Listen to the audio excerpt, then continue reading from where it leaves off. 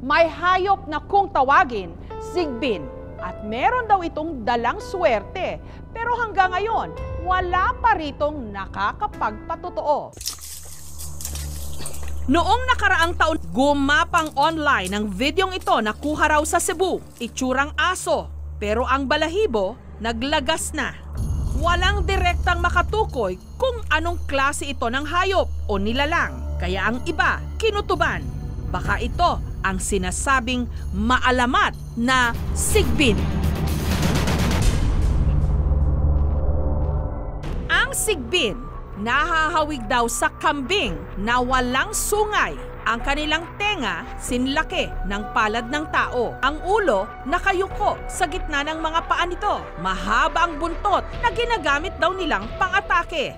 Pabaliktad daw itong maglakad. May kakayahang maging invisible at naglalabas din ng napakabahong amoy. At di umano, sumisip-sip ito ng dugo ng mga bata. Madalas, 4 na hayop yung ginagamit na pamares para mailarawan yung itsura ng sigbin. Nandyan yung sasabihin nila na mukha itong aso, mukha itong koneho, mukha itong kangaroo, mukha itong kambing. So madalas yung 4 na yan o yung kombinasyon ng 4 na yan yung ginagamit na pantulad. Mahirap mahuli yung kwento at saka yung itsura ng sigbin dahil parang nag-iiba-iba ito. Depende kung sino yung tao na nagkikwento sa'yo at saka kung saan lugar galing yung tao na nagkikwento sa'yo. Ayon pa sa mga kwento-kwento, mas napapadalas daw ang pag-atake ng mga sigbin tuwing sasapit ang mahal na araw. Lalong-lalo na pag Biyernes Santo, patay ang Diyos. Yung ibang puwersa, yung ibang mga uri ng kapangyarihan ay po pwedeng gumana. Ayon pa sa mga kwento, ang sigbin nakatira sa mga banga. Napapalabas lang daw ang mga ito kung tawaging sigbinan. Sigbinan ang karaniwang tawag sa mga mayayamang pamilya na naniniwalang may swerte ang mga sigbin.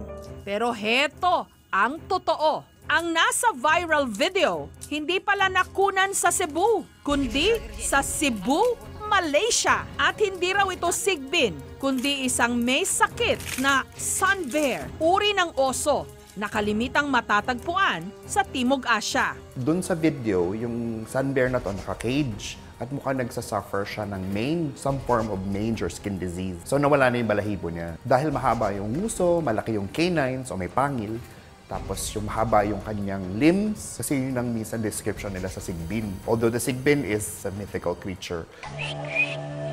Taong 2008, may nahuli sa Boracay na mas dikit daw sa description ng sigbin. Nahuli ito sa Mount Luho. Yung photos na pinakita sa akin of a caged animal is a Malay civet, o tinatawag natin isang alamid o alimos. Minsan din musang, it's Viverra tangalunga, which is an indigenous species of carnivore found in the Philippines, also throughout Southeast Asia. So hindi naman siya endemic, pero it's widespread throughout Southeast Asia and the Philippines.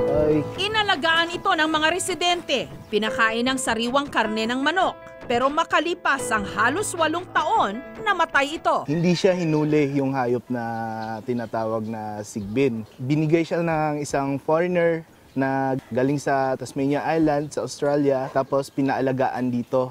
Yung ikinamatay is sa sobrang tanda na siya. Dun sa amoy, itong mga civets na ito, meron sila yung anal gland. So anal gland, ito yung nagsisecrete ng parang chemical na medyo maamoy siya.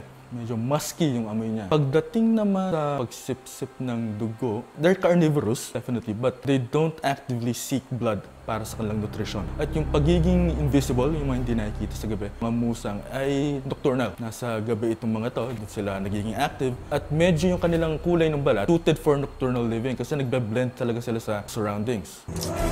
Pero hindi ang mga kwentong bayan tungkol sa sigbin. Katulad din ng iba pang mga hayop, nakakaibang itsura. Kaya tuwing nakikita, pinag-uusapan, kinatatakutan. Gayong ang mga chismis o hinala, wala naman palang katotohanan. Thank you for watching, mga kapuso. Kung nagustuhan niyo po ang videong ito, subscribe na sa GMA Public Affairs YouTube channel. And don't forget to hit the bell button for our latest updates.